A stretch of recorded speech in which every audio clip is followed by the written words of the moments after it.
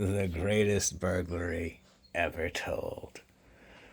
Now, I have a imperative against talking about crime because people always take it wrong. There's no way you can talk about crime where it doesn't seem cool. Like you do all the drugs you want, you're drinking liquor all the time. When you're angry, you fuck people up. Like you take what you want, you just steal shit. It sounds way cooler than it is because usually it is filled with paranoia, depression, desperation, self hatred. Like it is pretty much like a lack of better life options across every facet of life. It is terrible in my experience. Most people people don't want to make themselves out to sound lame or be losers and shit like that, but very very rarely in this day and age in this country do kingpins exist or anyone who is even marginally successful, because the feds come down on you if you get if you become successful. Then you start getting noticed on a federal level, and just the way it happens. But, and I'm not saying none, but very, very rare. And most people involved in it, it's like a pyramid scam. Most people involved in it are on the losing end, but they don't want to make it sound like they're on the losing end. So they tend to play up what they do. It's been my experience. So the greatest burglary ever told. This is a story that reflects the pathetic nature of crime. And so one night we need money. We got heroin, but the heroin's gonna be gone tomorrow. And what are we gonna do tomorrow morning? We're gonna be fucked. We're gonna have no money. We're gonna have no heroin. We're gonna be sick, and you can't let that happen. Like you try and stay one day ahead, or at least 6 hours, because usually it's more like you stay 6 hours ahead. Um, so we set out into the night to go make some money. And one of the guys is like, I know where there's a house we can rob. It's a summer home. Nobody's going to be there. They might still have stuff in there, and we can take all of the copper. Okay.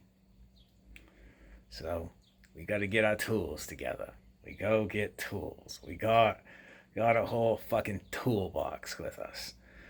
And we're heading out into this wealthier suburb.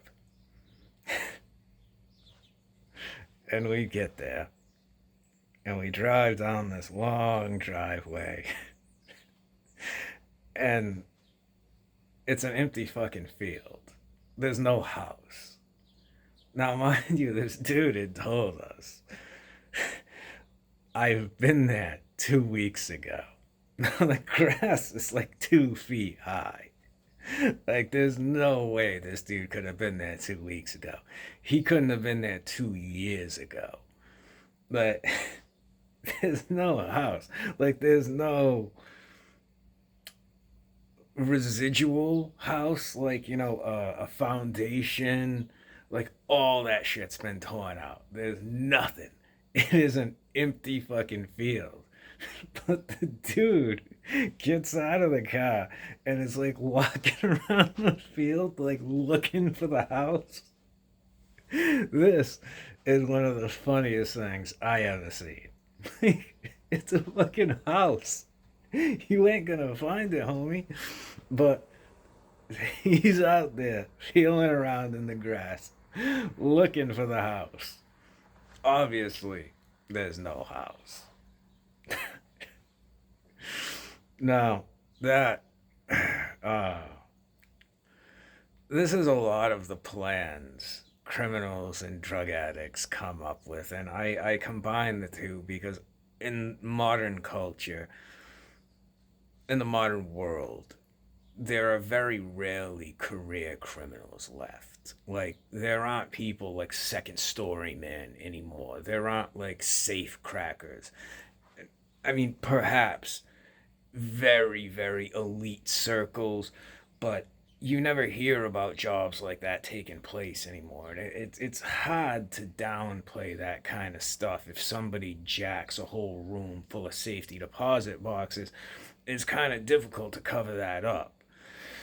So, like, there really aren't career criminals in the same way there used to be. People that's like, this guy's a wheelman, this guy's a safe cracker, these guys are on takeover robbers. Like, criminals with like specialties. Now crime is more just a matter of desperation rather than like a pursuit that one would dedicate themselves to. Because like back when there were like career criminals, guys who were very, very good at various aspects of crime. But that doesn't really exist anymore. And now it's all from desperation. So usually these plans, like I was pretty good at planning stuff. I thought ahead. I would try to imagine if I was a cop receiving this call, how would I come? Where would I go? And these would be the places, obviously, I would recommend we avoid. Uh, you know, having changes of clothing ready, having people wear your clothing and go out to like a gas station, someplace with like a shitty camera. So like you can say I was here and have somebody use a card like at a gas station so it proves you were someplace else, right? Like shit like that. Uh so I was relatively good at planning things, better than anyone I ever saw. But this was the deranged thinking of a drug addict desperate to get money at any given moment because the heroin's about to run out. And that is more what I want to convey, that there really isn't like high level crime anymore. There's occasionally drug dealers that become very successful very quickly. But even then, like as soon as you have any kind of status, the feds start coming down on you. Like the government has a monopoly on crime. The man is the man because his game's so tight, and he ain't letting nobody else eat from that. Like it's his. And as soon as you start fucking around there, you know, they come down on you both feet and start handing down sentences of like 400 or 500 years and stuff like that. Uh, stuff you don't want. Um, I used to always try and impress upon people, like make yourself seem as humble as possible. You don't want people to notice you, at least when you're going to do something, you want to blend in as quickly as possible. You want to try and look like everyone else. Whatever area you're going to, you want to try and mimic the way they would dress, the way they would behave, so people don't notice you. If somebody sees you, you want them not to see you. Like, this is all the kind of stuff I would try to impress upon people. And most of them had never even thought about it. Like, it wasn't even a thought. They just take a hammer and go break in. Like, I mean, like, you're talking about some real rocket surgeons. Uh, but, I mean, this is going back like 20 years now. Like, it's crazy to say that, too. Like, 20 years ago.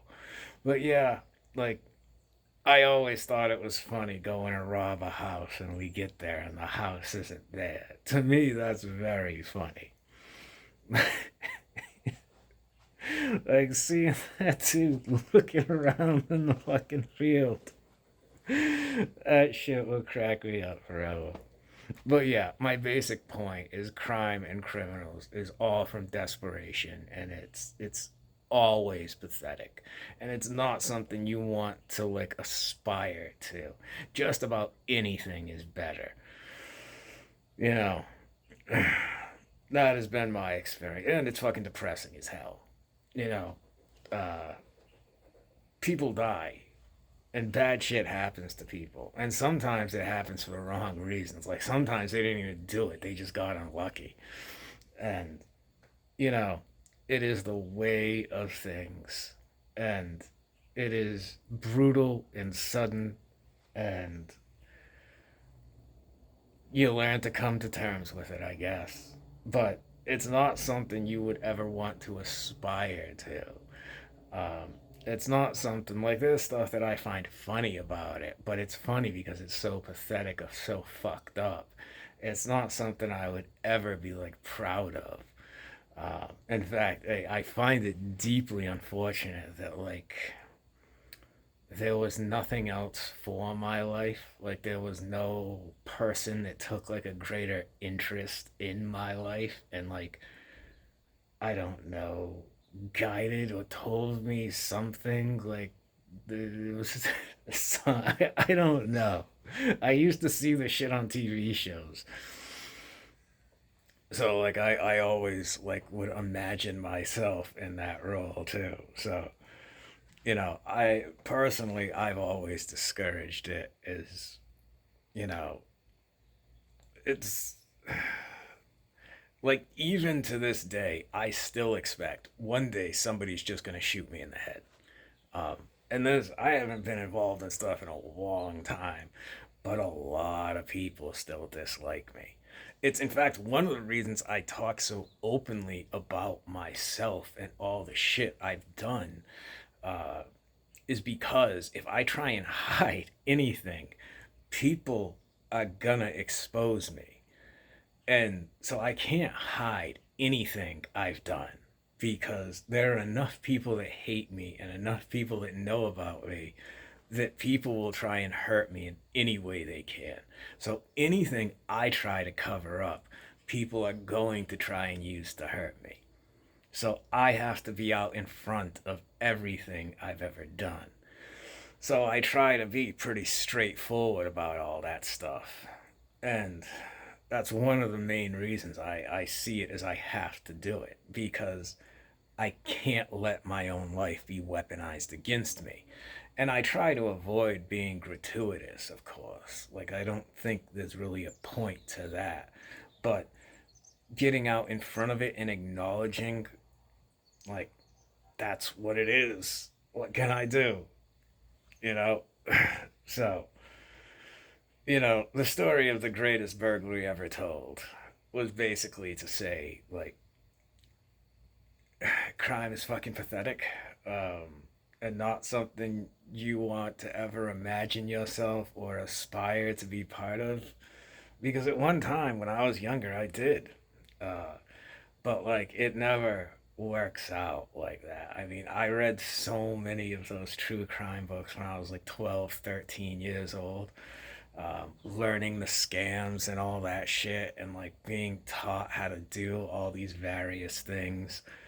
Um, that's sad when I see like a kid that's like 12 or 13 that's like they're still like kids and like I was already involved in this depressing fucked up world of like crime and drug addiction by the time I was that age and like that's that's all I knew. So hey, take it for what it's worth, I guess.